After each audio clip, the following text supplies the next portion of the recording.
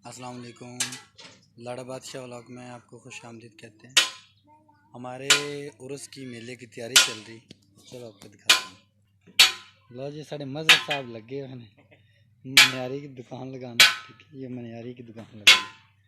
ये देखें, ये सारी मनियारी की दुकानें लगेंगी। वो सामने लाइट ठीक कर रहे हैं और ये मिठाई की दुकानें लग रही हैं। मेले की तैयारियां ज़ोरों शोर से शुरू हैं।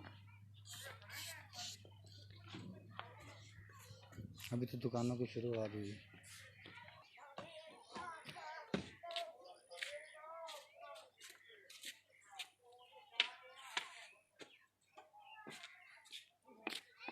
सारे काम ये भट्टी बनी पड़ी और जहाँ पे जलेबी निकाली जाती।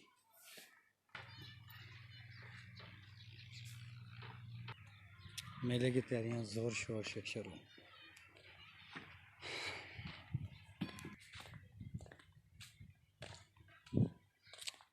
ये साढ़े ढोल वाले भाई जुल्फ़कार बैठे हैं। ये जुल्फ़कार तैयारियां हो रही हैं फिर मेले की। हाँ जी, इंशाल्लाह तैयारी। और ये देखो जनाब फ्लैक्सें पड़ी हैं। ठीक है, ये किताबें पड़ी हैं। ये आस्थाने के अंदर माहौल बाबा जी की जगह तैयारी हो रही बस।